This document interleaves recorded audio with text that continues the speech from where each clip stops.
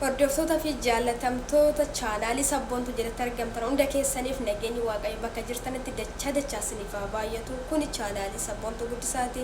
YouTube kana subscribe gochuu, like gochuu akkasumas namoota hedduu biraan share godhaati. Namoota hedduu biraan naagaa waan narraa jibbitanii wanta narraa jaallattan koomentii jala naaf kaa yaada qabdan koomentii jalatti naaf qoodaa isiniin jedha. Kuni viidiyoo hanga dhumaatti caqastanii waan irraa barattan akkasumas immoo akka beekumsa keessanitti akka naaf qoodan habdii isinirraa qaba. Maarree akka beekumsa kootu osoo hin ta'in akka dandeettii kootu osoo hin ta'in akka wallaalummaa kootiin viidiyoo tokko isinii qabadee dhiyaatee jira. Kanaaf kana naaf akka deebitti isinii deebisu isiniif immoo deebii addaa gootanii akka naaf deebistan shakkiin qabu. Maaliif namni qaama waan guddateef sammuu isaa guddaadha jechuu hin dandeenye. Waan xiqqaateefis immoo xiqqaadha jechuu hin dandeenye. Sammuu isaa bal'aa ta'uu danda'a xiqqaa ta'e, guddaa ta'e immoo akkasuma sammuu isaa xiqqoo ta'uu danda'a. Kanaaf hanga dhuma viidiyoo kanaatti nafaana turaa isiniin jedha. Kuni affeerraa koodhaa isiniin jedha. Maarree har'a waa tokko qabadhee isinii dhiyaadheen jira. Kunis maalidha yoo jettan namoonni baay'een isa kalee dabarse. Kaleessa maafan akkas godhe, kaleessa maafan akkas ta'e jedhee har'a hin gaabbu. Maaliif gaabbuun barbaachise? Gaabbuun dura waan raawwanne tokko, waan gochuu qabnu tokko itti yaadnee yoo raawwanne, itti yaadnee yoo hojjenne wanta nu gaabbisu tokko hin jiru. Gaabbiteenis immoo bu'aan buustu waan ta'e. Kalee raawwadhee har'a waan gaabbe bu'aan buusu. Kanaaf isa boruutuuf of qopheessuun dirqama keenya ta'a jechuudha. Namoonni baay'een isa kalee raawwate jireenya kalee dabarse keessatti hin gaabba. Osoo akkas ta'uu baadhee kalee sodoon akkas ta'uu baadhee kalee sodoon iddoo sana ture baadhee jedhee ni gaabba. Osoo sana raawwachuu baadhee jedhee ni gaabba. Kanaaf dogongora keenyarraa barnoota baranna. Isa kaleessaa sanaaf gaabbuun qaba darbeera. Warreen jireenya kalee laayifii biraa dabarsitanii har'a immoo laayifii kaleessaa sana har'a cinqamtan no isin hin barbaachisu. Sababni isaa isa boruutiif isa kalee dogongorte isa boruutiif barnoota sii ta'a. Sammuu kee akka qopheessitee itti deemtuuf barnoota irraa argattaa jechuudha. Kanaaf namoonni waan dabarsitan keessatti gaabbii isinitti ta'u, gaabbii isinitti uume yeroo hunda isinitti dhufee sammuu isin jeeqa yoo ta'e abadan irraa kaasati sammuu keessan isa kaleessaa sanarraa kaasati isa boruutiif qopheessaa.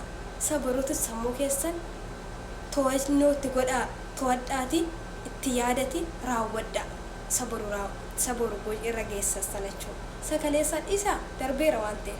Kanaaf namoonni baay'een wantoota akkasiitiif hin cinqamu jechuudha. Kanaaf wanta hojjennu tokko waan raawwanne tokko ani amma inni isa isinitti haasa'aa jiru kana isinitti haasa'an jira garuu dogongoruu hin danda'a isaa keessatti dubbii keessatti dogongoruu hin danda'a. Kaleessa koo viidiyoo tokko akkas jedheen dalage jedhee gaabbuu jechuun uumaa bu'aa naan buusanaaf. Inni kaleessaa kalee darbeera. Namoonni hedduun isa argeera.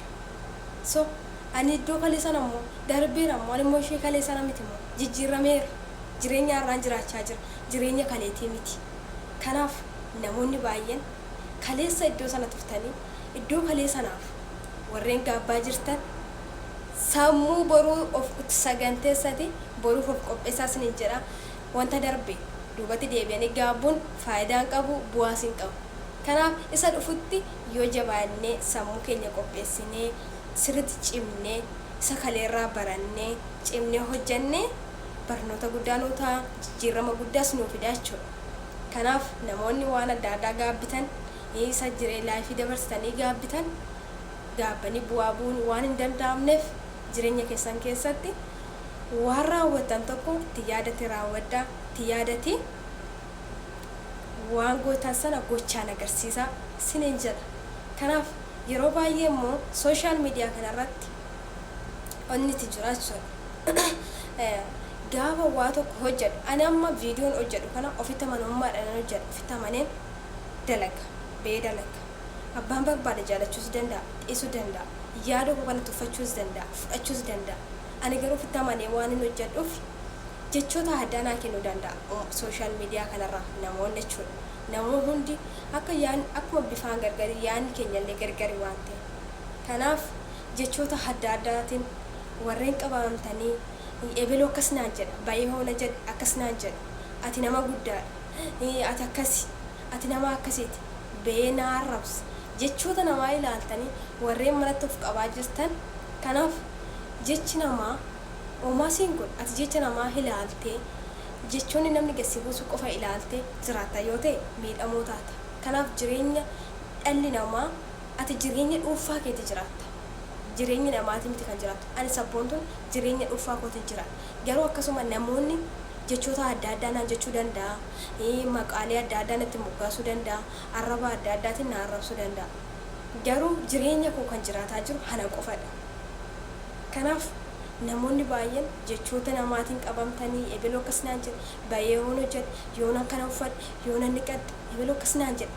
jettanii jechoota namaatiif iddoo kennitanii manatti of hin qabinaa baatii hojjedhaa akka nama tokkootti dalagaati jiraadha kanaaf waan tokko gochuun dura ofitti amanamummaa qabaadha ofitti amanamummaa qabaannaniin wanni tokkollee sin daangessuu hin danda'u kanaaf akkasas isin jira viidiyoo kana moo subscribe gochuudhaan na jajjabeessaa yaada qabdan naaf qoodaa isin jira baay'een isin jaalladha kanaaf jireenya keenya keessatti waa tokko gochuun dura itti yaadnee yoo goone itti yaadnee yoo raawwanne itti yaadnee gochaan yoo agarsiisne waan nu gaabbisiisuu hin qabu deebinee immoo gaabbuun keenyallee bu'aan buusu miidhama sammuu fida malee bu'aan buusu kanaaf wanta dabarsan keessatti jireenya keessan dabarsan keessatti gaabbuun hin barbaachisu jechuudha kanaaf gaabbuun hin barbaachisu akkasumas immoo namni akkas naan jedha bayoon hojjedha namni akkas naan jedha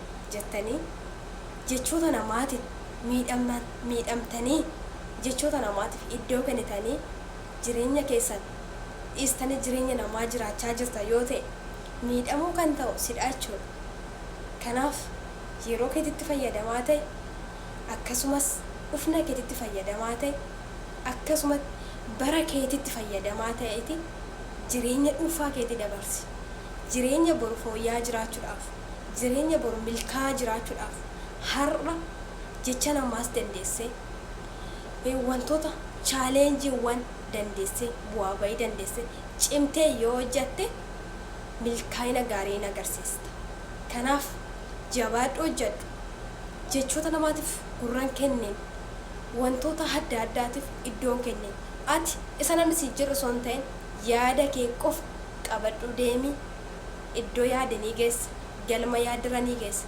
kanaaf kana sin jechuun barbaada jajjabaadha anillee nin jabaadha nama kaayyoo taati jabaadha kaayyoo keessan mul'isaa sinin jechuu barbaada kanaaf hanga dhumaatti waan nafaana turtaniif galatomaa sinin jedha asumatti dhumurama viidiyoon koo kan ta'an immoo nama guyyaa sanaa nama taasisu walitti deebina nagaan naasuraa